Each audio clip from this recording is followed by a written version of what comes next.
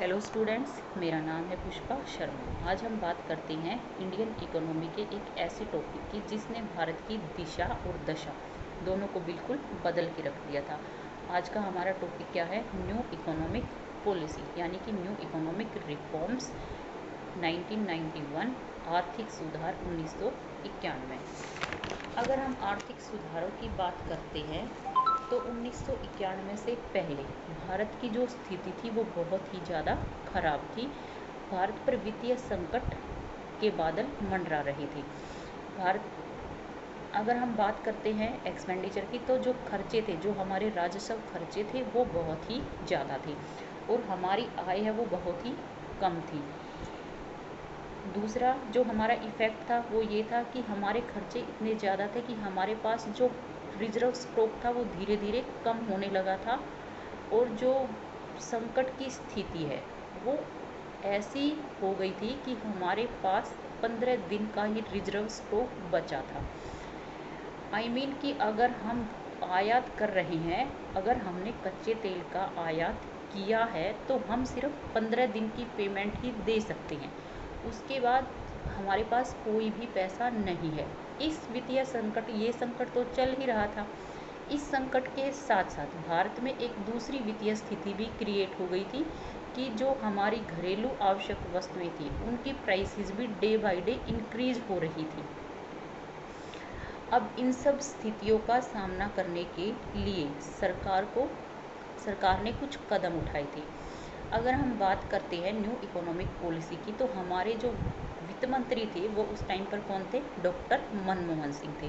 Doctor Manmohan Singh ने देश की आर्थिक स्थिति को बहुत ही अच्छे से संभाला और उन्होंने क्या किया? IMF और IBRD का दरवाज़ा खटखटाया। IMF और IBRD ने भारत को क्या किया? वित्तीय सहायता दी और $7 बिलियन का ऋण दिया। अब जब $7 बिलियन का ऋण भारत को मिला है तो उसके साथ साथ भाई हमें कुछ शर्तें भी माननी पड़ेंगी। अब IMF और IBRD ने भारत के सामने कुछ शर्तें रखी थी। अब हम वो जो शर्तें हैं वो एक एक करके आपसे डिस्कस करेंगे। पहली जो शर्त थी वो क्या रखी गई थी कि जो सरकार है वो उदारीकरण की पॉलिसी को फॉलो करेगी। दूसरी अगर हम शर्त की बात करते हैं तो वो क्या थी कि जिन निजी क्षेत्रों पर जितने भी प्रतिबंध लगे हैं उनको भी सरकार हटा देगी।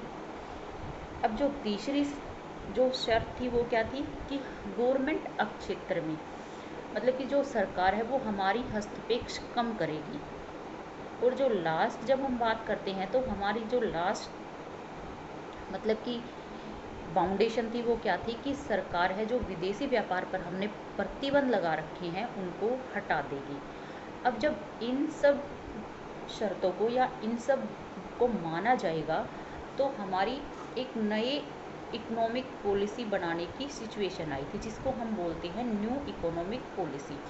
और इस न्यू इकोनॉमिक पॉलिसी की हम बात करते हैं तो इसमें हमारे जो 3 पॉइंट्स निकल के सामने आए थे वो थे L, P और G। LPG का मतलब क्या है? L इज़ द लिबरलाइजेशन यानी कि उदारीकरण, P इज़ द प्राइवेटाइजेशन यानी कि निजीकरण, और G क्या है हमारा लास्ट वर्ड? ग्लोबलाइजेशन यानी कि वैश्वीकरण। अब जब सरकार ने जो शर्तें रखी थी वो इन तीनों वर्ड के इर्द गिर्द घूम रही थी। ये तीनों जो शब्द हैं वो उसको कंप्लीट कर रहे थे यानी कि पूरा कर रहे थे। अब हम एक यानी कि LPG तीनों के मीनिंग को समझेंगे। तीनों का मीनिंग क्या है? फर्स्ट वर्ड हम बात करते हैं लिबरलाइजेशन। लिबरलाइजेशन का जो सबसे पहले वर्ड था वो किसने प्रयोग किया था? एडम स्मिथ ने प्रयोग किया था। और एडम स्मिथ कौन थे? ये आपको पता होना चाहिए अच्छे से। एडम स्मिथ थे वो बहुत ही विश्वविख्यात अर्थशास्त्री थे और उन्होंने अपने यहाँ पर एक मोस्ट इम्पोर्टेंट थ्योरी भी दी थी जो थी इनविजिबल हैंड्स यानी कि अदृश्य हाथ। अब हम जब लिबरलाइजेशन की बात करेंगे तो हमें लिबरलाइजेशन से थोड़ा सा पास्ट में जाना पड़ेगा कि हमें उदारीकरण की आवश्यकता क्यों पड़ी है। उदारीकरण की आवश्यकता हमें इसलिए पड़ी है क्योंकि 1970 में हमने एक एक्ट पास किया था जिसको बोलते हैं MRTP एक्ट। अब एमआरटीपी एक्ट की हम बात करते हैं तो एमआरटीपी की फुल फॉर्म क्या है? Monopoly restricted trade policy.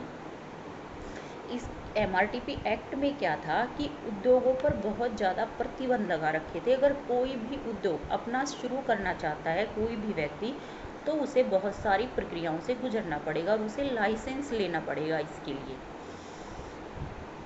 फिर जब 1991 की न्यू इकोनॉमी की पॉलिसी की बात करते हैं तो सबसे पहले एमआरटीपी को हटाया गया था, यानी कि लाइसेंसिंग पॉलिसी को ख़त्म कर दिया गया था उदारीकरण के तहत। दूसरी हम बात करते हैं तो इम्पोर्ट ड्यूटीज़ की। इम्पोर्ट ड्यूटीज़ मतलब कि आयात पर जो हम टैक्स लगाते हैं, कि जिससे आयात हमें महंगा पड़ेगा और आयात हम कम करेंगे और निर्यात को बढ़ावा मिलेगा, तो हमने इम्पोर्ट ड्यूटीज़ को भी इसके तहत कम कर दिया था। अगर हम थर्ड पॉइंट की बात करते हैं तो हमने फॉरेन एक्सचेंज रेट को कंट्रोल करना शुरू कर दिया था। अब हम जो हमारा नेक्स्ट है वो आता है प्राइवेटाइजेशन। प्राइवेटाइजेशन का मीनिंग आप लोगों को पता है, निजीकरण पता है, आप लोग हर दिन यूज़ करते हो word. Private school, private college, private कंपनियां, इसका मीनिंग क्या है कि जहाँ पर सरकार का हस्तक्षेप कम हो जाए और लोगों का हस्तक्षेप बढ़ना शुरू हो जाए, अपनी इंडिविजुअल कंपनियां स्थापित करना शुरू कर दें। अब जब प्राइवेटाइजेशन बढ़ेगा तो कंपटीशन तो बढ़ेगा। अब हम बात करते हैं, अगर इकोनॉमिक्स के स्टूडेंट होने के आपको ये भी पता होगा एज ए इकोनॉमिक्स स्टूडेंट कि अगर हम बात करते हैं मार्केट में कुछ वस्तु लेने जाते हैं या सामान लेने जाते हैं तो हम बहुत कंपटीशन करते हैं। सपोज हम टी पैकेट लेने गए हैं या चाय का पैकेट लेने गए हैं, तो हम सबसे पहले ये देखते हैं रेड लेबल अच्छा है या फिर ये वाला अच्छा है, कौन सी कंपनी अच्छी है, ठीक है, कौन सी का टेस्ट ज़्यादा अच्छा है। तो प्राइवेट में कंपटीशन बहुत बढ़ गया था और लोग अपने पर्सनल प्रॉफिट के लिए भी काम करने लगे थे। अब जैसे हम आजकल देखते हैं कि सबसे पहले हम कोई भी काम शुरू करते हैं तो हम ये देखते हैं कि हमारा बेनिफिट कितना होगा, हमें कितना प्रॉफिट होगा। तो आपको समझ में आ गया होगा इजीली मीनिंग कि प्राइवेट क्या है। उसके बाद जो हमारा लास्ट और जो सबसे अच्छा वर्ड है वो है ग्लोबलाइजेशन, यानी कि वैश्वीकरण। वैश्वीकरण का मीनिंग है इसके नाम में ही छिपा है, वैश्वीकरण यानी कि पूरी इकोनॉमी के लिए, सभी देशों के लिए अपने दरवाजे खोल देना। हम सभी के साथ मिलके काम करें, पूरी इकोनॉमी को एक साथ लेके चलें।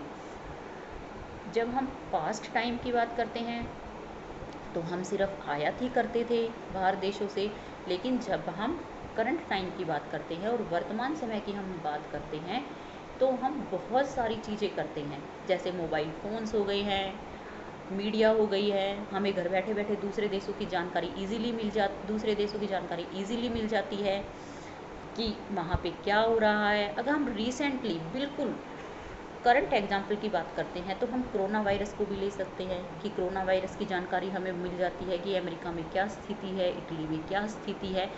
हमने क्या किया है, अपनी इकोनॉमी को पूरी तरह से दूसरे देशों के साथ जोड़ दिया है।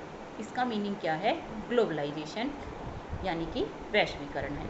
अब जब हमने ये तीनों मीनिंग लिए हैं एलपीजी के, तो हम ये भी देखेंगे कि इन तीनों का हमारी इकोनॉमिक पे क्या इफ़ेक्ट पड़ा है, हमारी अर्थव्यवस्था पे इसका कितना अच्छा प्रभाव पड़ा है, ग्लोबलाइजेशन का क्या प्रभाव पड़ा है, प्राइवेटाइजेशन का क्या प्रभाव पड़ा है, लिबरलाइजेशन का क्या इन तीनों का क्या इफ़ेक्ट हुआ है।